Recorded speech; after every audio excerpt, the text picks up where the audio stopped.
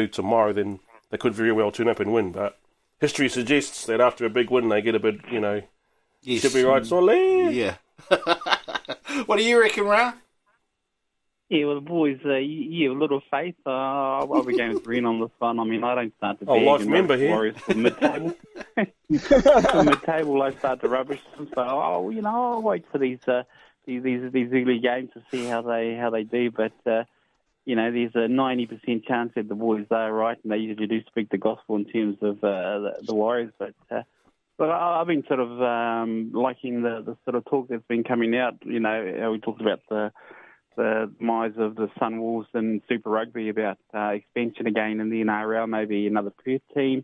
And there was that other place they were talking about, here in New Zealand, maybe another league franchise out of New Zealand. So, that'll be good to see. It's always good for the game. And in Perth, they got that big brand new stadium. So, to watch the space, I suppose. I remember when they did try to get that, when the Warriors got up and running, they were trying, down there in Wellington, they were trying to get a team together. I think they were calling themselves the Orcas. Yeah. The Orcas, that's right. Because I was working down there in Lower Hutt at the time at Atiawa FM. That's when Kara Pukitapu was, trying to get that up and running. Do you remember much of that there, JT? Yeah, totally. I think there is sort of like a sub-organisation sort of beneath the limelight, I suppose is the wording. And they're still confident of getting a side either in there. And there was also talk of putting a team in the English Super League. Oh, wow. Yeah, well, I think that was a bit head in the clouds sort of stuff. But, yeah, I think the Orcas, I'd probably suggest rather to go that they start in Canterbury. Canterbury's got a very good, strong rugby league competition down there. Yeah. And that'll, produce another sort of rivalry between North and South Island. Right. Even in saying that, I think Perth is definitely a go. One of the ones they've got to go. Perhaps another Queensland team, maybe at Rockhampton or somewhere in central Queensland. I think one of the Sydney teams has to go. There's just a crowded market down there. So perhaps the Sharks to relocate. And there is talk of a two-team conference, so 10 teams in each conference, and then they have a playoff system at the end of the year. So, mate, it's all up in the air. I just think they need to come to a decision sooner rather than later, and then get on with it and stick with it. Well, because I can also remember when they broke up. I think they were called the Australian Rugby League or something like that back in the day. That's when Super League in that took over, and what can you remember what ARL. happened? Yes, ARL. So ARL was the teams that were loyal to the current competition, or the competition of the day, which was the Winfield Cup, basically. Yes. And Rupert Murdoch came in and touted about, threw a lot of money at different clubs. So the likes of Cronulla, Brisbane, the Cowboys, the Canterbury Bankstown Bulldogs, a lot of teams signed and went across the Super League, and hence we had the split in 1997, I think was the split competition. Mm-hmm. And a lot of the teams stayed loyal to the ARL, like Norths, Easts, Wests. And there was a story going about that Newcastle was the team which they hadn't decided. So Gus Gould, who worked on behalf of the ARL, went and talked to Paul Harrigan, and laid out the history of the of rugby league. And here's these guys throwing about money; it won't happen. So I think based on Paul Harrigan's decision to make Newcastle stay loyal to the ARL, that was basically the death knell, I think, for Super League. Yes. So they had their 1 year competition, and they came back, shook hands, and now we have the NRL. Yeah, and that kind of messed up rugby league as a whole. Back then for a number of years, didn't it? Absolutely, it did. And those wounds are still deep in some places, like Newcastle. So they split Newcastle down the middle. They had the Knights and another side called the Hunter Mariners, and they fell by the wayside too. So, yeah, mate, did a lot of damage, and still haven't really forgiven Rupert Murdoch for that, but, you know, eventually. Yeah, I suppose so. But it just reiterates just how important, I suppose, you've got to make these expansions, work properly, I suppose, don't you, JT? Yeah. So Rupert Murdoch just came in there like a bulldozer. He had, X amount of dollars to throw at it. He didn't care about the ramifications or the damage it did to the game. And, rugby league is the people's game. Everyone knows that. And he just came in and thought, no, I can buy these people with money. And it didn't work, mate. Rugby league, obviously. It's fighting its way through. Obviously, it has a few scandals along the way, but it wouldn't be rugby league without a scandal. And see, I think this is what's kind of happening in rugby too, Reno, especially with this World League thing that they're trying to implement. I don't even know where the money's coming from, but I think that might be something what they're trying to implement. What do you reckon, Reno? Yeah, totally agree. It's just like resurrecting what happened 20-odd years ago in the NRL, and it's no different. I don't know. I don't think it's going to work. I reckon it's a dumb idea. But hey, at least they've parted ways and given the Polynesians a bit of a look in this. Well, now, remember about 2-3 weeks ago, we're talking about there was no Polynesian teams to be part of this, and now I see they've opened up the doors to them. So I don't know, mate. It's just the way the games are travelling and moving around. And I remember those days of '97 and their Super League thing. Matthew Ridge playing for the Warriors and putting the ball on the tee to kick it out over the goal line, watching it early in the mornings. And yeah, some of those old teams like Western Reds, South Queensland Crushers, New Zealand Hunter Mariners. Who else was there? JT? Adelaide Rams. Adelaide Rams, that's it. Yeah, the old Kieran Walters and the boys. So good memories, I still got, the wife still got a Super League Warriors jersey. And yeah, well, anyway, that's history. Move forward and we'll see what happens. But I'm excited about the season ahead, NRL, and especially when the Wahine get underway later in the season and State of Origin, when you think that's only a couple of months away. So, very quickly, what else is happening sporting-wise around the traps there, Rino? Yeah, I suppose from the NRL, just quickly on the Sharkies, they'll play out of their skin. Paul Gallen announcing that he is officially retiring at the end of 2019. Also, Casey Kopua, the big announcer, she's retiring from netball as well. Staying with netball, Nolani Taurua has her Silver Ferns playing up against the men's team as well. So there's something different and applauded by the likes of Irene Van Dyke. So a lot of netball news going on there. It'll be emotional again, I guess, for the Tactics this coming weekend, and then netball. Basketball, I think Steve Adams quite emotional and after what happened in Christchurch and done this a little bit. But I think the biggest talking point in the NBA basketball, it's Egg Boy. He's made himself a name over the last few days after what he done to the Queensland Senator, where some of the Aussie NBA stars and others have written on the basketball boots, Egg Boy, in support of him. So he's a bit of a craze at the moment. Motorsport, the V8 supercars have a break this weekend. I see the old Giz is back here in Aotearoa ripping up on the motorbikes. That's about it I can recall now, mate.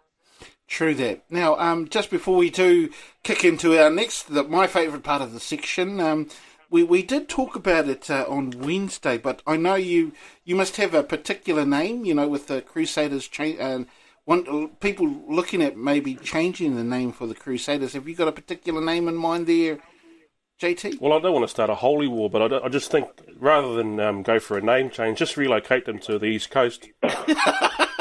They can be based at Whakarua Park or run meat raffles and sell half a beef and a beast and a mutton, and every now and then to keep them funded, and they can be called the East Coast Cowboys. Brilliant. What do you reckon of that, Ra? Oh, yeah, the Canterbury Cowboys, yeah, already taken by a league team, though, that name, but I see a few other names that they've made mention. They were going to call them the Canterbury Macaws, the Canterbury Mainlanders. Isn't that a netball team? Okay. I feel like the Canterbury Kings. It's, they can still wear their night uniforms if they want to. King sort of means royalty, but it'd be interesting to see what they come up with. You're going to get a lot of disgruntled fans who still like their Crusaders title. But, change is always a good thing. So whatever they go with, let's hope it doesn't... Oh, no, actually, let's do hope it affects their form. They may not win very much if they change their name. It'll be a good thing. Oh, maybe indeed. What do you reckon there, Rino? Yeah, I'll lay it on the line, mate. They're not going to change the name. No, I reckon simple, too. Easy as. It ain't going to change. No, I don't think they will, bro. I don't think they will either. Yeah, and fair enough. I mean, next time a hurricane does devastation across the world, do you change the Wellington team? I mean, the Chiefs are playing... And that's what I was saying on Wednesday, exact same thing. Yeah. How many effects before teams will get changed. But no, I don't think it's changed. It's glad that they've engaged with the public and all that, but I think just the powerhouse of the name, the brand, and what it's done in rugby on world domination, it's going to be hard to change. They'll sympathise with the people. There'll be something they'll do. They'll work it out and keep everyone else happy. Make sure they give them free tickets for a game or some bloody thing. But no, I can't see them changing. It's just me. Yeah, I agree. I think it'll be just too difficult. And, and almost unnecessary, eh? Totally unnecessary. I mean, the Chiefs are playing anything but Chiefs. Do they change them to the Hanky Chiefs or whatever? Why? It's getting silly. They were the Hanky Chiefs for a very long time, weren't they, Ra? Well, they weren't until they started winning, Keithy, but I think what's in the name, beating the down win by having to change the name, such an iconic name as well, whether you like it or not. It is Canterbury, I have to say. Okay, let's go. Well, it's like they'll never change the men's badminton team name, will they? So. Well, hey, and then the All Blacks, back in the apartheid days, the All Blacks was something that was, they were supposed to have things about changing their name because it was, inappropriate, but the All Blacks never changed their name, so, yeah. Oh, I remember it wasn't really even the All Blacks. When they went over to South Africa, I think it was in 83, was it? The Cavaliers. The Cavaliers, that's it. The Cavaliers. Yeah. Yeah. Canterbury Cavaliers, there you go. No, I don't think so, mate. Anyway, let's move on. Time for my favourite part of the show, the part that we tend to call Put the Boot In! My Put the Boot In is going out to those scumbags, those cretins who went and defaced some of the po that is standing out there at the Catholic Church at Campion College. I just think that it's just absolutely despicable that anyone go and deface property like that, especially writing what they wrote on there. I mean, I think it was just absolutely disgusting. Now, the reason... Now, I'm not a religious person at all. I'm the least religious person you'll probably ever find. Well, you'll find plenty like me, but I'm just not very religious. However, what I can say is that my children... throughout their childhood, right up till around about they were 18 years old, they've all gone to that church. They've all been part of that church community. And, so it's just, I know it's just so hard. And the people that have written some of just scandalous sort of stuff on there, it's just unnecessary, not needed. Not just that, but the head priest over there is actually Māori.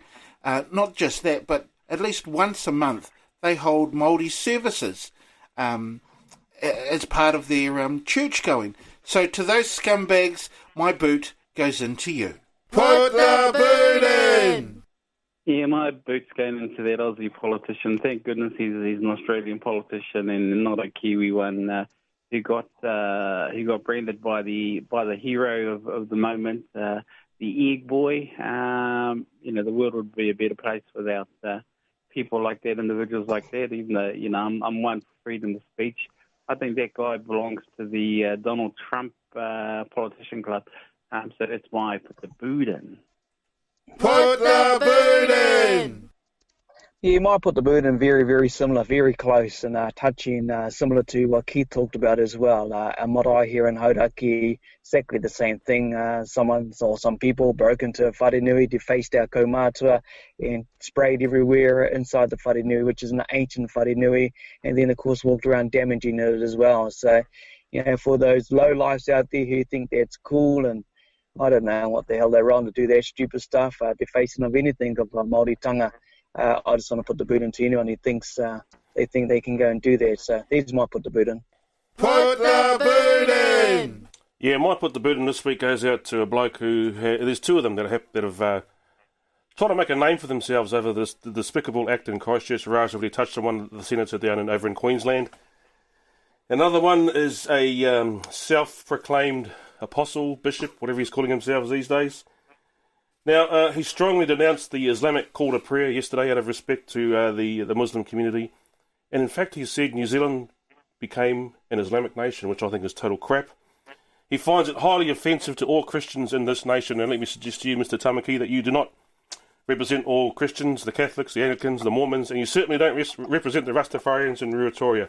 Perhaps, boys, we could make some money. There's a lot of it to be made. Four of us, we can talk the brown stuff as good as the next person. So maybe we should throw our hat in the ring and start our own church like Benny Hinn, Joel Osteen, or the aptly named Creflo Dollar Jr. So my put the boot in goes this week to you, Brian Tamaki, you slick-back hairstyling car salesman. Put the boot in! And the thing is, though, he's not the only one, I think, eh? He's come out publicly, I guess, denouncing